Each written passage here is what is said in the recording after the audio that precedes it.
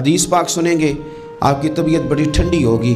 میرے نبی پاک صلی اللہ تعالیٰ علیہ وسلم نے ارشاد فرماتے ہیں کہ جو بندہ سوال سے بچنا چاہے گا، ارادہ کرے گا اللہ میں نے کسی سے نہیں مانگنا، فرمایا جو سوال سے بچنا چاہے گا رب اسے سوال سے بچا لے گا۔ اور جو لوگوں سے بے نیاز ہونا چاہے گا، کہے گا یا اللہ مجھے دنیا داروں کا محتاج نہ بناؤ، اپنی بارگاہ سے عطا فرما۔ جو لوگوں سے بے نیاز ہونا چاہے گا اللہ لوگوں سے بے نیاز کر دے گا۔ اور فرمایا جو صبر کا ارادہ کرے گا اللہ اسے صبر کی توفیق بھی عطا فرما دے گا۔ ارادہ تو کرے، پروگرام تو بنائے، توفیق تو اللہ دے گا۔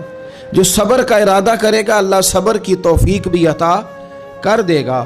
اور حضور صلی اللہ تعالیٰ علیہ وسلم فرمانے لگے یاد رکھو کسی بندے کو جو بہترین تحفہ دیا گیا ہے نا، اگر کسی کو کوئی بہترین عطیہ ملا ہے تو پھر اللہ تعالیٰ نے اسے صبر عطا فرمایا ہے۔